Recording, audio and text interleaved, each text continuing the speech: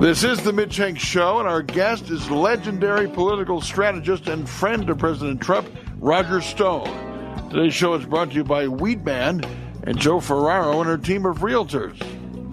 At Weedman, we use only golf course quality, timed-release granular fertilizer, which meters out over 8 to 10 weeks and makes environmental sense. This means no mowing like crazy after the application and then loss of color a few weeks later like some competitors' results. Go to WeedmanUSA.com. The real estate market is challenging, especially if you need to sell your home first in order to buy your next one. Joe Ferraro and her team have a fantastic solution. Her guarantee lets you put an offer on your next home without the sale of home contingency. Check out soldinmadison.com. And welcome to the Mitch Henck Show. It's our honor and privilege to interview longtime friend of Trump and great best-selling author Roger Stone. Good morning, Mr. Stone. Mitch, great to be with you again. Good to have you on the show, and you are the poster boy. You are the target.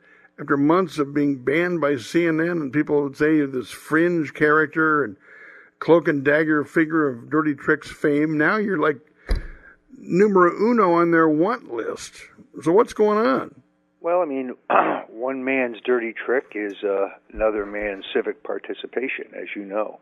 One man's dirty trickster is another man's freedom fighter. Yes. All depends on your interpretation and your point of view, I guess. But look, I have been a friend and advisor to Donald Trump for almost 40 years.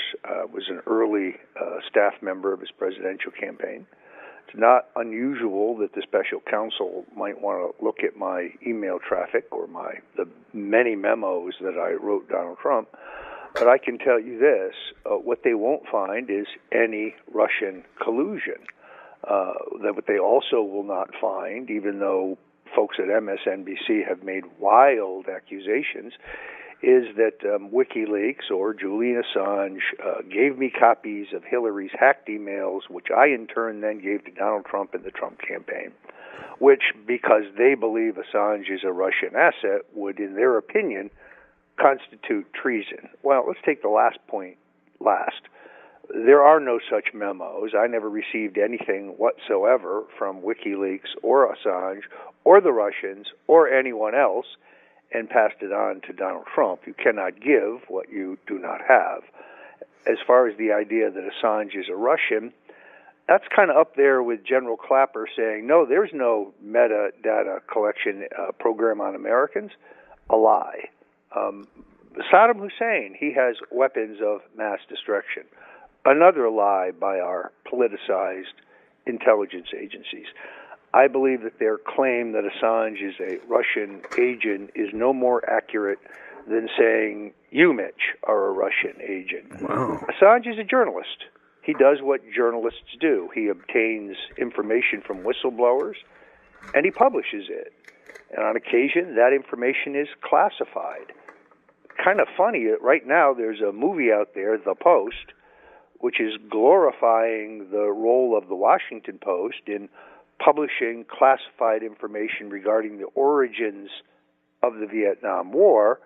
That's viewed as heroic, and in the next breath, they want Julian Assange prosecuted for doing exactly what they do. And the intrigue nationally among CNN and all the characters in MSNBC is enhanced by the fact that your old friend and colleague Sam Nunberg went on all the cable shows in a bizarre interview, especially on CNN, where they said they smelled alcohol in his breath. He said, I only have taken my meds. I mean, it really did go into that fifth dimension. But that's what has you back in the news again, and you've addressed that. I saw you with Chuck Todd last week in saying that you're no longer really in cahoots with him in any way. Well, look, Sam Nunberg is a talented young man. He's an excellent writer, researcher, but he's clearly dealing with his demons. Those interviews, because I watched them all, was like a cross between Howard Beale in Network saying, I'm mad as hell and I'm not going to take it anymore, and an Andy Kaufman stand-up routine. He was all over the map. They have something on the president. They have nothing on the president. Trump did something. I don't know what it is. No, I don't think this goes to the president at all. There's no internal consistency whatsoever. It was like a stream of consciousness meme. It was very, very odd. But Sam aligned himself with Steve Bannon after Paul Manafort left the campaign and Bannon joined the campaign. He became more actively involved with Steve in the White House years, or the White House year, I should say. When you work with Sam, Sam will call you 30, 40 times a day, often with no purpose. Fortunately for me, that shifted from me as Sam's selected mentor to Steve Bannon. And I'm afraid Sam was very angry with me when I wrote a piece for the Daily Caller in which I concluded that it was time for Bannon to leave the White House. So there's some background there. Sam is a good guy, and I hope he gets professional help. Well, and I've heard you say that. I think what people are fixing on are a couple of things here. They go back to the WikiLeaks connection. You've talked about having dealt with an intermediary, which I think the name came out later as Randy Credico. Is he a radio host of some sort? Yeah, he was a radio host at WBAI. I outlined for the House Intelligence Committee that when I began following Assange on Twitter and his various public interviews, he said publicly that he had material on Hillary and that he would release it. I knew that Credico was close to people in the Assange camp. I knew he was working on getting Assange on his show. Assange ultimately would give several interviews to Credico, which are very much worth listening to, can be found online. And he merely confirmed that, yes, they really do have this material, and yes, they will release it probably in October. That's the extent of it. He didn't ever address the question of the source or the content and so on. In journalism, that's called a confirming source. Now, I was reticent to turn over his name to the House Intelligence Committee because I feared there'd be professional reprisal from the left. Indeed, when I did, at the urging of Congressman Trey Gowdy and others, disclose his name to the committee, and it leaked, he was fired at WBAI. The last I heard, he was still seeking work. Well, and people seize on the fact that October 2nd, you said the mother lode is coming, which then I would guess you're saying as a result of your connections giving you that information. How did that work out on the dates? Well, I had read on July 12th that Assange had material on Hillary, but that it wouldn't be disclosed, and then Credico told me that it would not be disclosed until October. In October, on the 1st, Assange had a press event in which he said that there would be major disclosures for 10 weeks going beyond the election beginning next week. So my tweet is consistent. All of my tweets are consistent with things that Assange has already said publicly.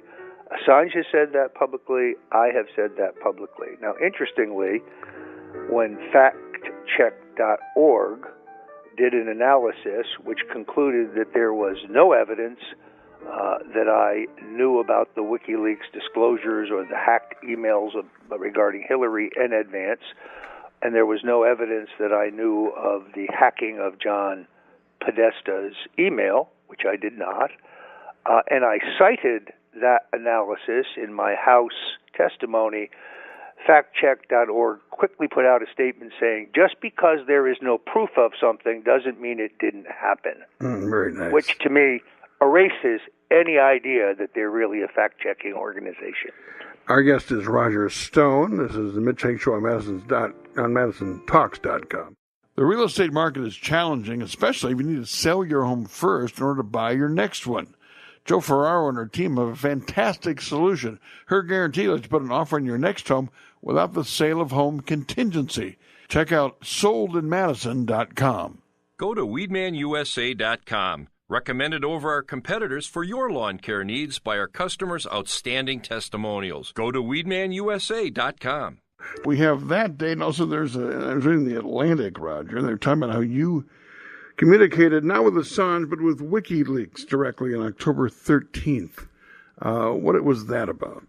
This, I think, I believe, is material that I turned over to the House Intelligence Committee. It is It is a very brief exchange in the direct message function of Twitter, which is entirely exculpatory. It demonstrates that I never received anything from them and that I was not in any way collaborating with them. This is the only atmosphere under which documents can emerge that totally exonerate you, and your critics will say, aha. Well, my God, we can go to the JFK case and see all kinds of communications there that everybody said meant nothing. Here, everything, it means everything, just a communication. But you maintain there was no direct communication between you and Julian Assange. I've never met him. I've never spoken to him. I've never emailed with him. I do admire him. I wrote 3 long pieces about a month ago for InfoWars, for the Daily Caller, and also for the Express in London, which lays out my view that he is an honest journalist, that in the 11 years that WikiLeaks has been in existence, they have not ever been challenged as to the authenticity or accuracy of the material they published, something the New York Times and the Washington Post cannot say, and that this entire claim that Assange is a Russian and therefore contact with him would be inappropriate, well, then you would have to indict Sean Hannity, who I believe has introduced him several times. Look, our intelligence agencies, sadly, have been politicized. And just because John Brennan says something does not make it true. They are trying to paint a narrative that is inaccurate. Well, and you've said many times that you think Robert Mueller will eventually indict President Trump on some sort of process crime, possibly obstruction of justice. Why do you think so? Well, the fact that he's asking the president for an interview, first of all, I don't believe there's any evidence of Russian collusion. Even the 13 Russians who were indicted roughly 10 days ago, no evidence that they were coordinating, conspiring, communicating with the Trump campaign. And if you look at the totality of what they did, at certain points they appear to be pro-Trump, anti-Trump, pro-Bernie Sanders, anti-Hillary, pro-Hillary, and most of the money they spent appeared to me, at least based on the media reports, to have been spent after the election. So, there is no Russian collusion there. One of the Russians indicted was a caterer, which means in this case, Mr. Mueller has in fact indicted a ham sandwich. The point here is that I don't think there is any evidence of collusion. Therefore, my guess is that Mr. Mueller will go back to the Flynn termination, the termination of General Mike Flynn, and the termination of James Comey, the FBI director, and seek some process crimes, obstruction of justice, perjury, lying to an FBI agent, something along that order. I don't think you can underestimate the deep enmity, the animus that the two-party establishment, the elites of the Republican and Democratic Party, have for this president and their resolve to remove him. Well, getting back to the nature of the investigation itself, it's been an investigation in search of a crime, unlike Watergate, where there was a crime, a burglary. And like with Clinton, it started with a Whitewater land deal and then ended up with sex and perjury about that. Here, are we headed to a period where they're going to go after Donald Trump's business dealings before he was elected, try to see connections with Russia? I mean, who funded Mar-a-Lago? If there are other loans in there that maybe were greater than the amount, speculating about money laundering. I mean, is this simply an investigation in search of a person, meaning Donald Trump, or his associates, not necessarily a crime, but people?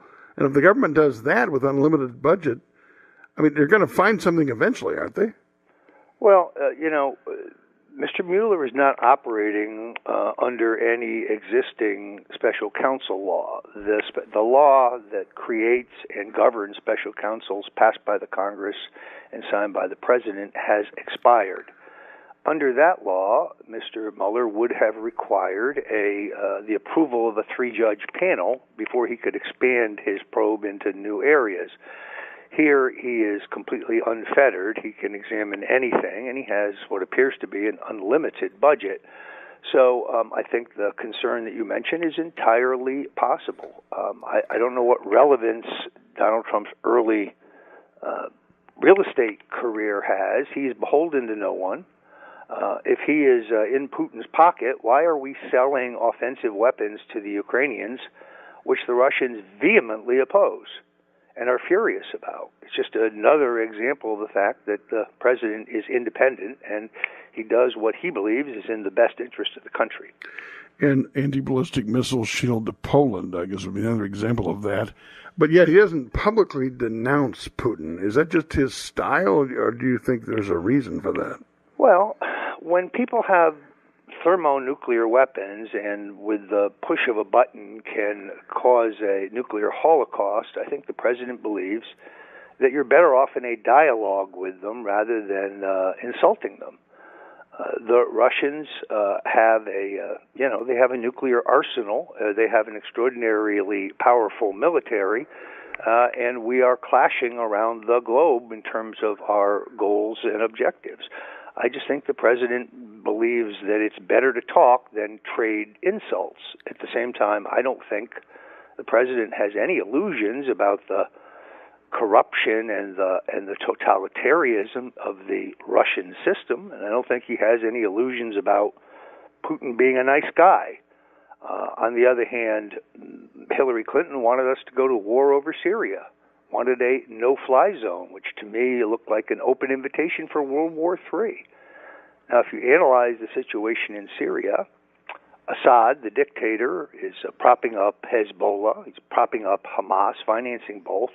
He, in turn, is propped up by the Russians. No friends of ours there. And on the other side, you have ISIS and 100 other radical fanatic groups propped up by the Saudis. No real friends of ours there either. So why would we spend a single drop of American blood, a single borrowed American dollar, to go to war over Syria? I think that really is the seat of the deep state's animus, the military and our intelligence agencies' animus towards Trump. Clearly, Hillary Clinton had promised them an expansion of this proxy war.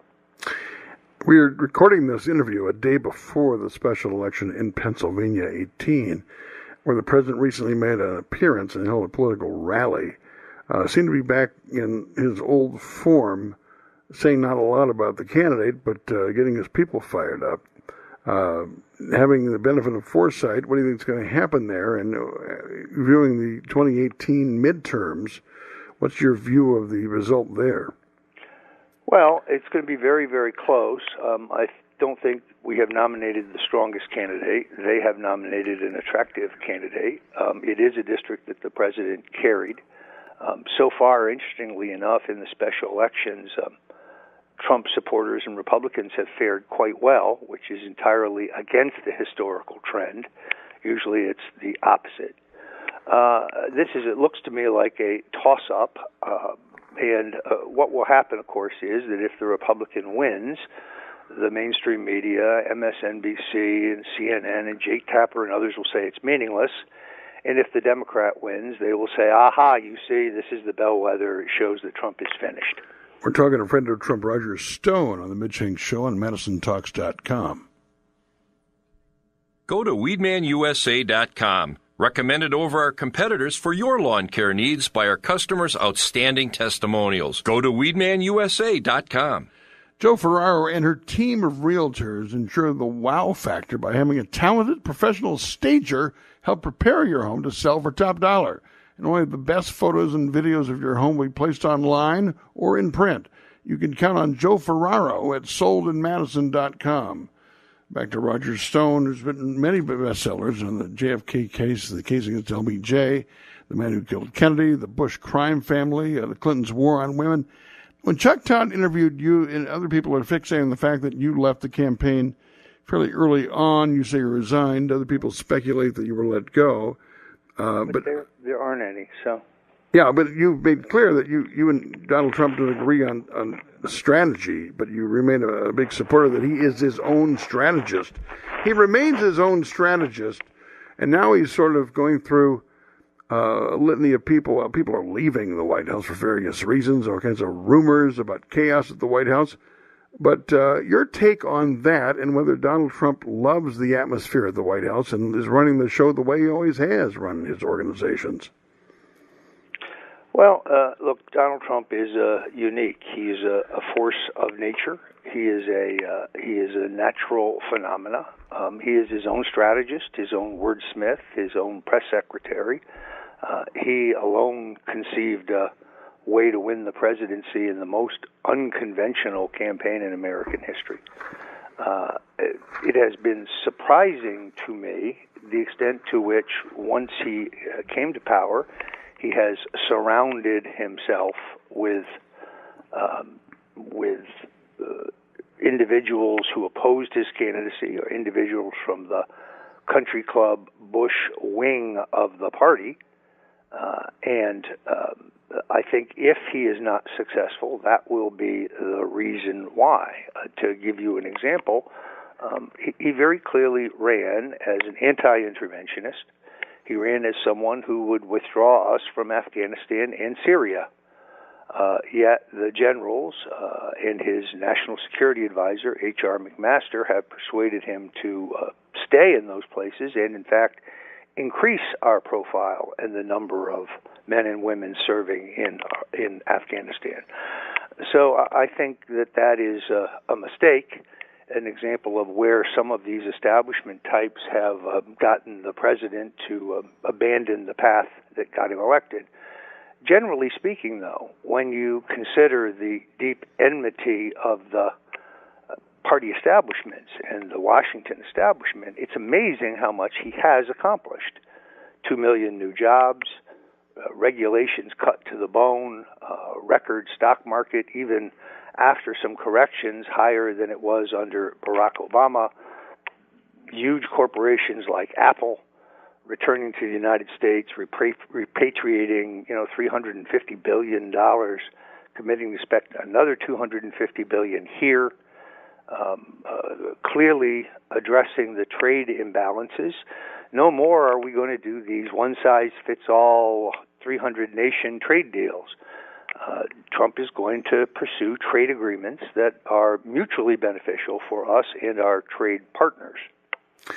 Well, your thoughts as a libertarian, I believe I can call you that, about the tariff policy, aluminum and steel, getting heavy opposition from the conservative Republican circles. You have some Democrats supporting it. I can't imagine you would like that concept, but your take, is he just bargaining, or is this long-term policy? I think Donald Trump is using the power of threats of tariff to open a negotiation. I mean, it would be fair to say that Trump isn't starting a trade war. We've been in a trade war for 8 years at least, probably longer, and we're losing. Other nations apply tariffs to our goods and services to keep them out of the country, but we do not use tariffs here. So I think that Donald Trump is using the big stick. The single greatest thing to be done to reduce the trade imbalance and bring companies back to the United States is, of course, the reduction in corporate taxes, and he has achieved that. That will do more than any tariff that you could lay on. It has not yet had a chance to gain traction. But in this case, Trump, I think, is playing a clever game of negotiation. He is using the threats of tariffs to get our negotiating partners back to the table and make a better deal. And I'm not opposed to that. Tariffs themselves, I think, are not productive. I'm a free trader, but we don't have free trade. We offer free trade, but we don't get free trade from our partners. So only the big stick can change that. I understand the concept. We'll see how it plays out. Now, the Stormy Daniels case, I'm amazed at all these different cases. People talk about the Russia matter. It's almost like CNN and NBC and those who engage in what I call impeachment porn have to wait until they give time to another story, which is now Stormy Daniels. The fact that this alleged affair with the president, which ended in 2011, I suppose, is in the news, and that she wants to tell her story. Here's my question. If she didn't honor this agreement, this non-disclosure agreement, why did she take the money? If she took the money, doesn't that by default confirm that she's agreed to the terms? Well, I'm not an attorney. It would have seemed to me that would be the case. What's really surprising here is that the American people don't seem to care. I mean, the president's approval rating has risen to the highest point since he's been president in the backdrop of all of this.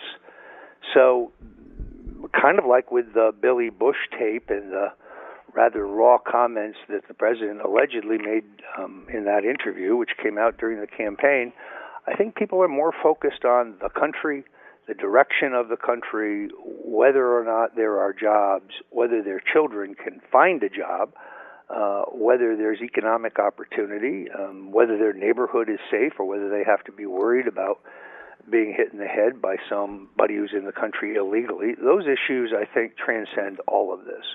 But the question becomes one involving Robert Mueller, because if they're going to fixate on this question of campaign finance, that somehow his lawyer, Gary Cohn, paid her this money so that her story wouldn't get out in October of 16, that somehow that affected the election, therefore being an in-kind contribution, does that give Mueller the right to ask the president about the alleged affair? Did you do this, or have an affair with her? Which forces him to answer under oath should he have that opportunity. Then we're back to Monica Lewinsky. Do you see that as the end result?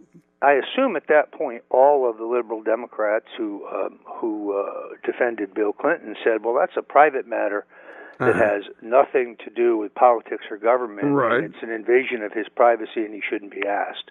I'm highly confident that will not happen. Well, if it did, he'd have to answer under oath, and that's how they got Clinton, because he didn't know about the blue dress. President Trump allegedly knows of rumors about photos and other materials. He's not an idiot. He's not going to lie to Mueller under oath, I wouldn't think. So that's why I asked the question. But we're talking to Roger Stone on the Mitch Henck Show on MadisonTalks.com.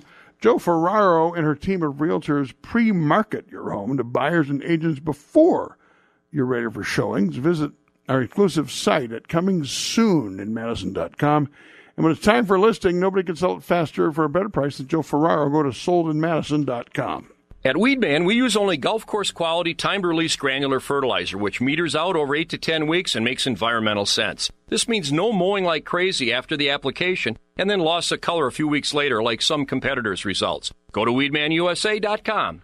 Talking to Roger Stone. Roger, I heard Andrea Mitchell on Meet the Press speculating that if, in fact, President Trump doesn't want to meet with Robert Mueller, he does a protracted legal case to get a subpoena and so forth, he has to testify under oath, that the president at that point can simply take the fifth and tell his supporters, look, it's a sham. They're trying to trick me into trick questions. I just took the fifth. And she claimed that would work for him politically. Your thoughts there? Look, I think that there's a compromise here, the kind that President Ronald Reagan agreed to in the Iran-Contra investigation. I think there is a political and public relations cost to the president not appearing to cooperate with the inquiry. So Mr. Mueller could submit written questions and President Trump could submit written answers.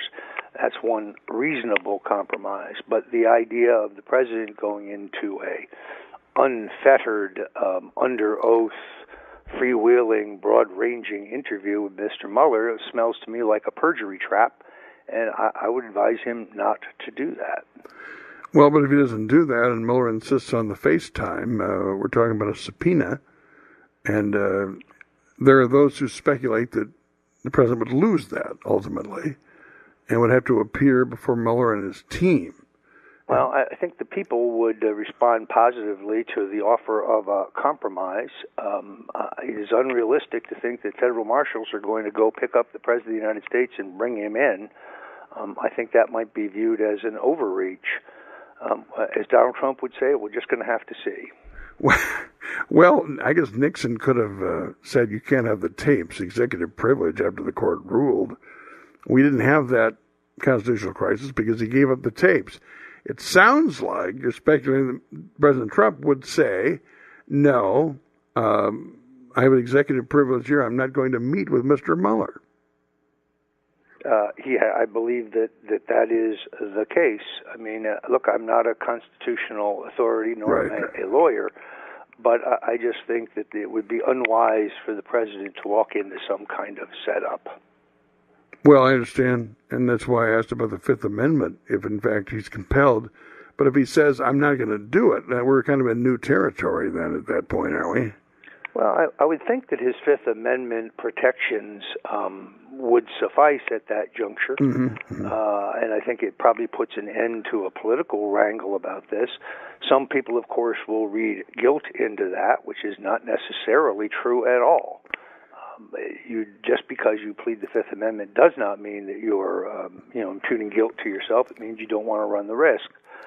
So it's certainly a possibility. The president's lawyers have not impressed me so far. They have repeatedly assured the president that this all was going to be wrapped up by Christmas and he would be exonerated. First they said Thanksgiving, then they said Christmas, then they said New Year's. Well, it's almost March 1st, and we still have no resolution of this matter. Well, almost April 1st, actually. Time flies. I was about to get your NC2A bracket here in a minute, but here we are. You're right. It continues, and I sense that the Trump voters in the country are tired of this. That's why we have a team of, I would call, barracudas in the House, led by Jim Jordan of Ohio, who wanted a second special counsel. Many people calling for it. I think the successor to Joe Scarborough from Pensacola and others, putting pressure on. I know we have reports that Attorney General Sessions is thinking about it, to investigate the way the FBI handled this. So are we at the stage now of warfare between the two parties and who's really culpable of wrongdoing? And regardless of the Mueller report, there are those who seek to taint it politically and suggest that there's ulterior motives on part of the investigators. There are no cops watching the cops, is the argument. How's that going to play out? Look, it is hard to say, but I do think this has to be viewed as an entirely political proceeding. And I do think two things are going on here at the same time, which is not uncommon in American politics. The drumbeat of the president's critics since Election Day that he has somehow colluded with the Russians does bleed through to the American people, and a high percentage of Americans believe there was Russian interference in the election and that it probably favored Trump. At the same time, a majority of Americans in the same poll say they think that the Mueller inquiry is partisan and political, and that the FBI has acted improperly. It's not uncommon to see voters hold two conflicting opinions at the same time. People want to cut federal spending, but they don't want the program that they benefit from cut, for example. So this is really a struggle over a narrative. It would not surprise me if Mr. Mueller in, say, September issues a report concluding that the president has broken some law, any law, and that the Democrats then use that report as a platform to run on in October. I think that that's very dangerous. If the Republicans are running on jobs and prosperity, and the Democrats are running on "we hate Donald Trump," I think that's a loser as a message. What amazes me about today's Democratic Party, despite the fact that they don't seem to want to stand up to Islamic terrorism, is the fact that they have no program for the country. They have no proposals to restore prosperity or address the trade imbalance or fix the immigration problem. It's all 100% unadulterated, "we hate Donald Trump." That's just not a very good political message.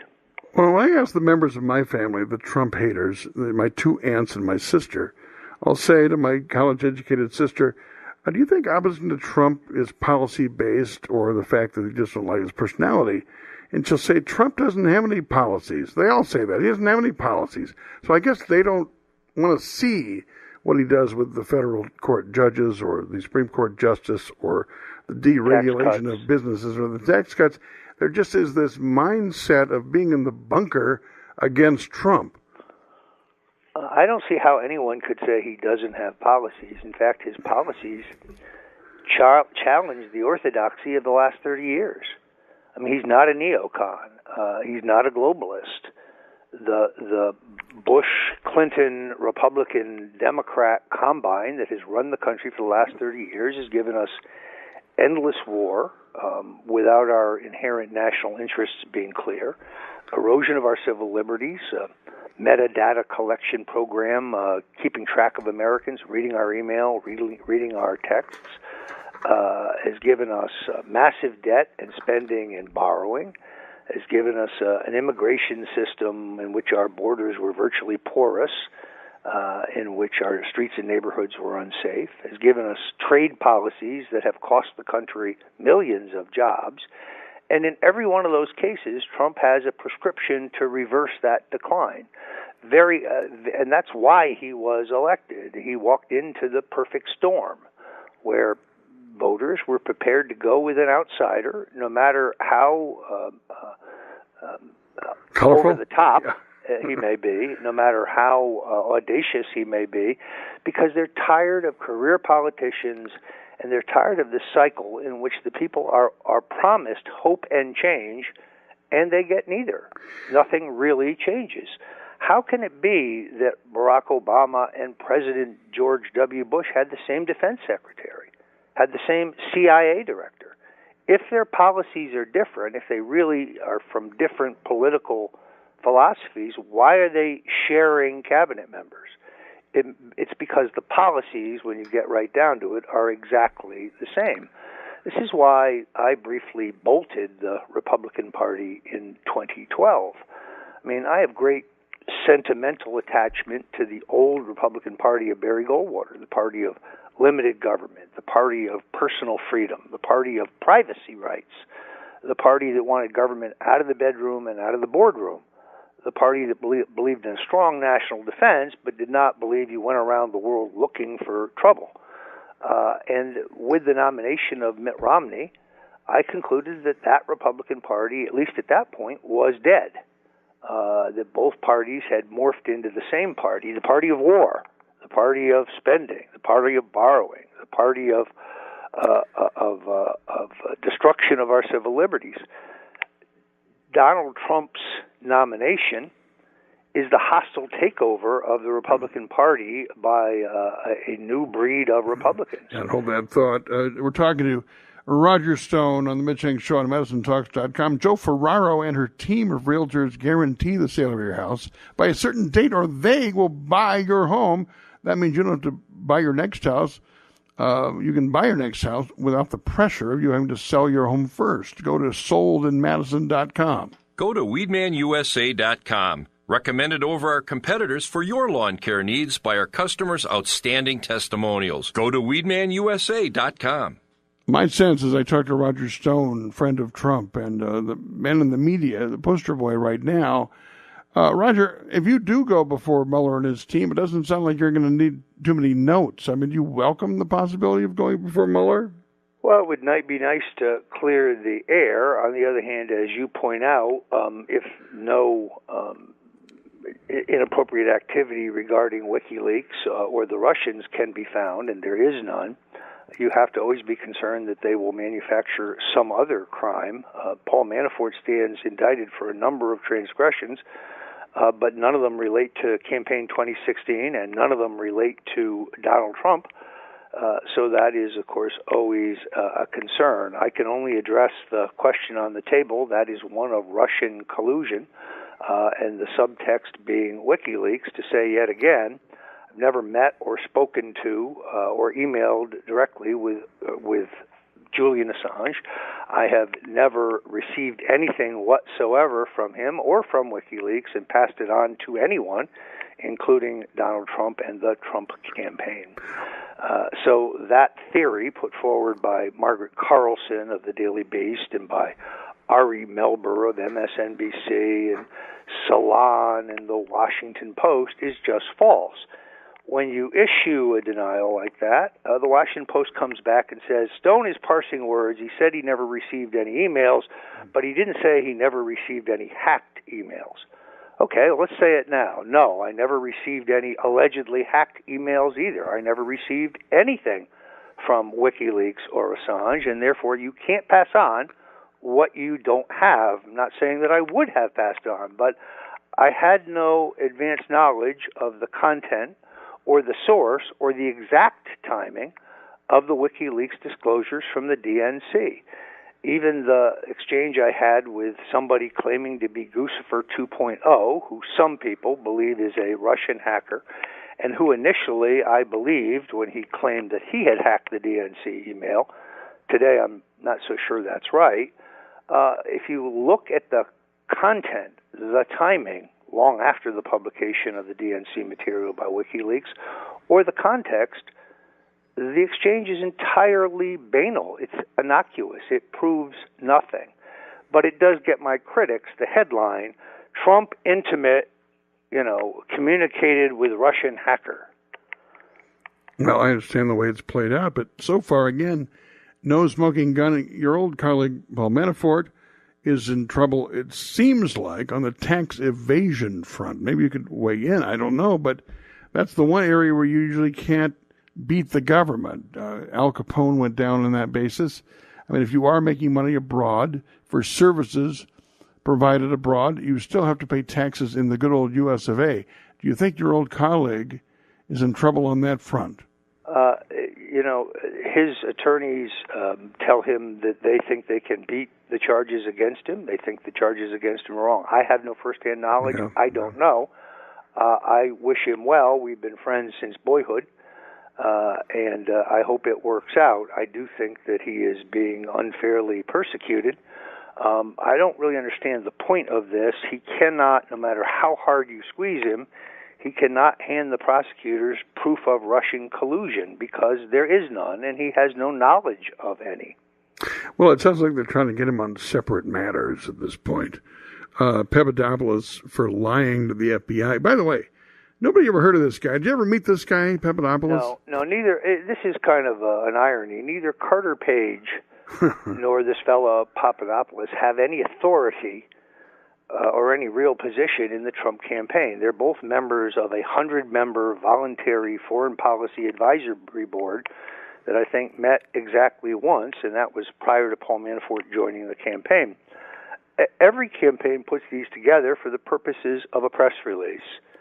None of these guys had any authority to do anything. Mm-hmm. They are bit players, and again, indicted for, at least in the case of Papadopoulos, process crimes, lying to the FBI. I never heard of this guy. Now, in the case of Carter Page, I didn't think I had ever met him, but it turns out that he showed up at one of my book signings, and I signed a book for him along with hundreds of other people.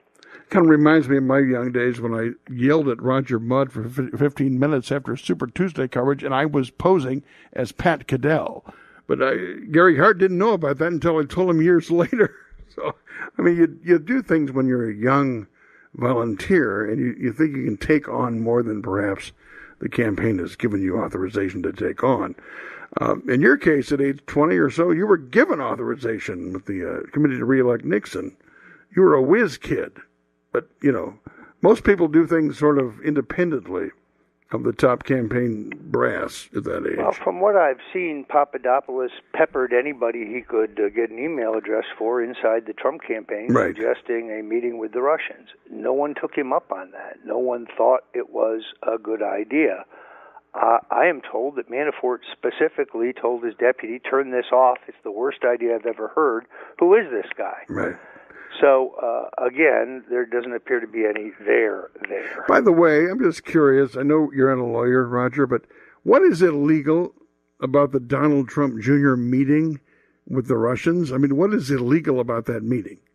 Nothing that I can see. I do understand federal election law, which is the allegation that somehow it would be inappropriate for him to meet with a Russian national. We've never established that this woman lawyer actually works for the state. There's a lot of questions about her, though. Why was she in the country to meet with Donald Jr. without a visa? How did she get in the country illegally? How did the Obama administration allow that? Why are there photos of her in John McCain's office? Why are there photos of her in anti-Trump demonstrations? This smells more and more like a setup to me, but it doesn't matter whether there was one person in the meeting or 100 people. I don't think anything of substance transpired. She had no information on Hillary as promised.